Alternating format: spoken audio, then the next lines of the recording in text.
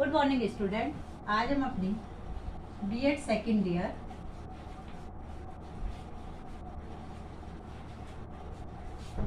Pedagogy of social science में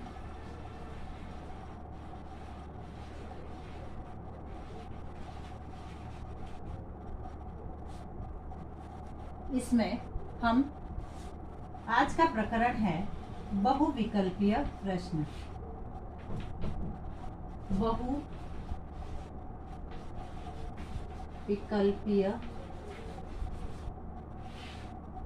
प्रश्न नाम से ही पता चल रहा है।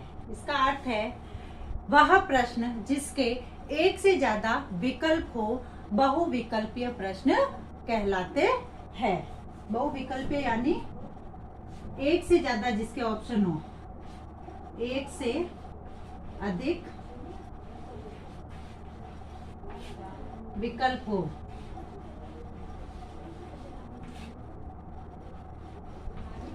हो बहुविकल्पीय प्रश्न कहलाते हैं। यानी मल्टीपल चॉइस क्वेश्चन MCQ। बहुविकल्प या वस्तुनिष्ठ प्रश्नों की जो परीक्षा है वह वैज्ञानिक एवं आधुनिक और नवीनतम विधि है। क्योंकि प्राचीन समय में तो व्याख्यान विधि द्वारा या मौखिक विधि द्वारा, मौखिक व्याख्यान द्वारा परीक्षाएं करवाई जाती थी, किंतु वर्तमान समय में ये जो बहुविकल्पीय प्रश्न है यह एकदम वैज्ञानिक और आधुनिकतम नवीनतम विधि है। यह शिक्षक और परीक्षक की जो व्यक्तिगत धारणाएं तथा पूर्वग्रह के प्रभाव से इनको मुक्त करती है और इस कारण इसे वस्तुनिष्ठ परीक्षा कहा जाता है। इसमें वैधता और विश्वसनीयता दोनों होती है। यह वैध और विश्वसनीय दोनों होते हैं। बहुविकल्प या वस्तुनिष्ठ प्रश्न परीक्षा पूर्व निर्धारित उद्देश्यों की पूर्ति में सहायक होते हैं।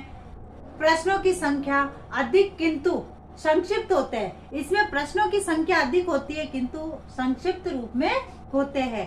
जैसे एक प्रश्न दिया उसके ऑप्शन दे देते हैं, तो यानी जो ऑप्शन राइट होता है, जो ठीक लगता है, वही ऑप्शन इसमें भरा जाता है।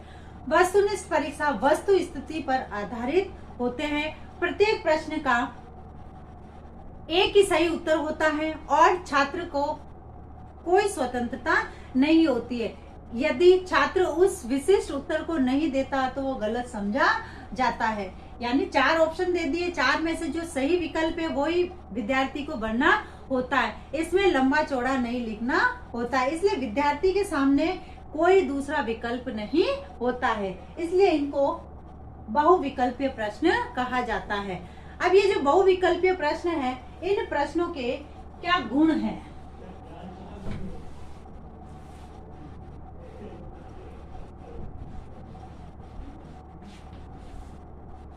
सबसे पहले वस्तुनिष्ठ परीक्षा में निबंधात्मक परीक्षा की तुलना में संपूर्ण ज्ञान का मूल्यांकन करने में कम समय एवं श्रम लगता है। कम समय एवं श्रम, क्योंकि निबंधात्मक में लिखना पड़ता है और इसमें ऑप्शन दिया हुआ होता है, उस ऑप्शन के आधार पर आंसर देना होता है, इसलिए कम समय और श्रम भी लगता है। उसके बाद है इन प्रश्नों में अध्यापक द्वारा पक्षपात किया जाना संभव नहीं है। इसमें पक्षपात नहीं हो सकता, पक्षपात नहीं होता,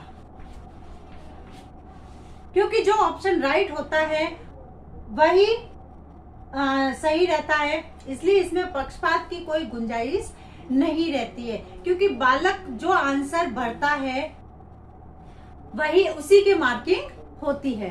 फिर है ये विषय संपूर्ण पाठ्यक्रम का विस्तृत रूप से प्रतिनिधित्व करती है। संपूर्ण पाठ्यक्रम से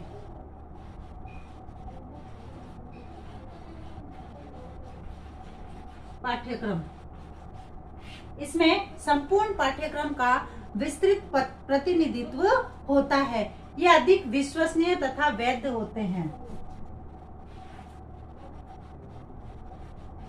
अधिक विश्वसनीय और वैध होते हैं, क्योंकि ये प्रमाणित करके फिर इनको बनाया जाता है, इसलिए ये अधिक विश्वसनीय और वैध होते हैं। इस पद्धति द्वारा जो मंद बुद्धि और प्रखर बुद्धि के जो छात्र हैं, बड़ी आसानी से उनमें अंतर किया जा सकता है कि कौन सा मंद बुद्धि का और कौन सा प्रखर या तेज बुद्धि का है, क्योंकि इसमें ऑप्शन के आधार पर मार्किंग होती है। फिर प्रश्नों के उत्तर देना अथवा सही उत्तर को अंकित करना सरल होता है। अंक प्रदान करने में आसानी रहती है, क्योंकि पता है कि एक अंक का है, अगर विद्यार्थी ने राइट किया है तो एक ही अंक देना है। रटने की प्रवृत्ति को प्रोत्साहन नहीं मिलता है।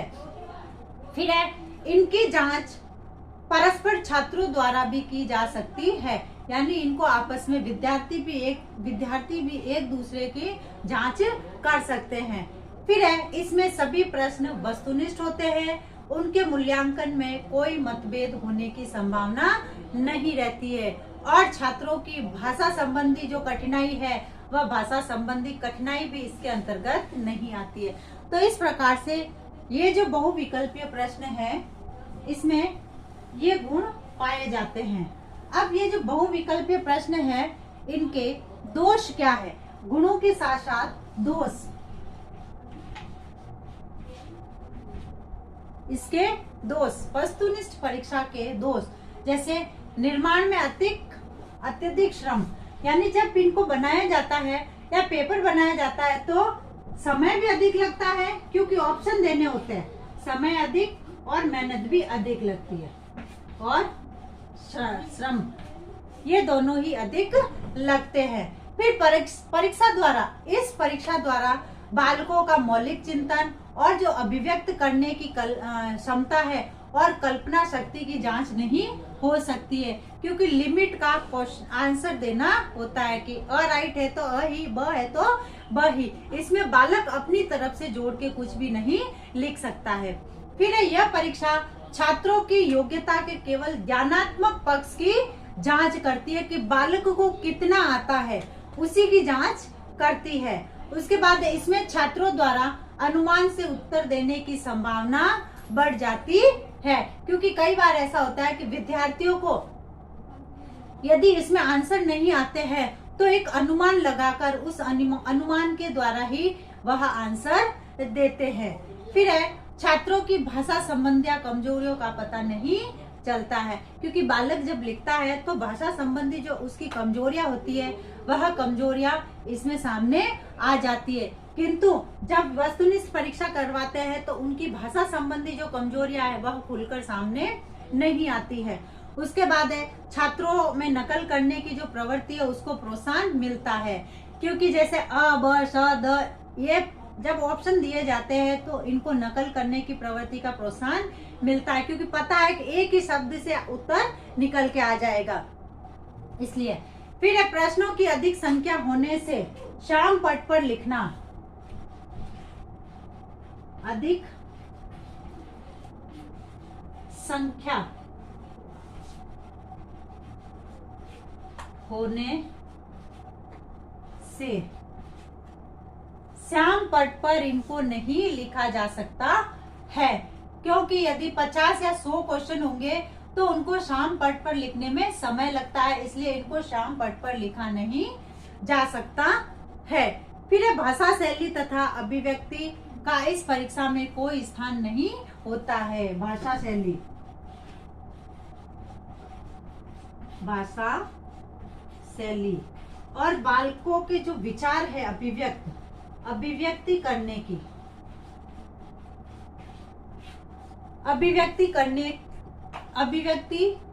की कोई सुविधा नहीं होती और उसमें कोई स्थान नहीं होता है। फिर है प्रत्येक विषय में पूर्ण ज्ञान की जांच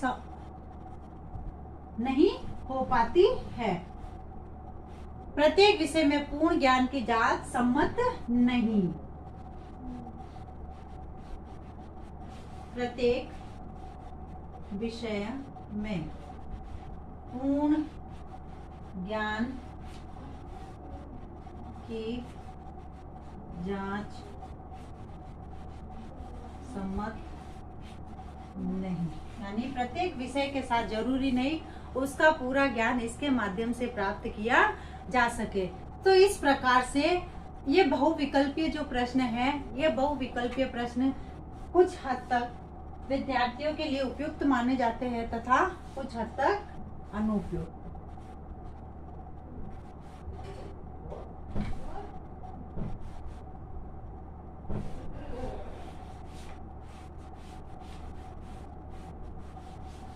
आज का आपका गृह कार्य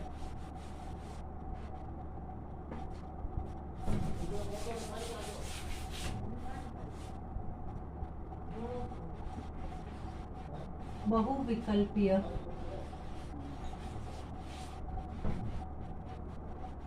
प्रश्नों के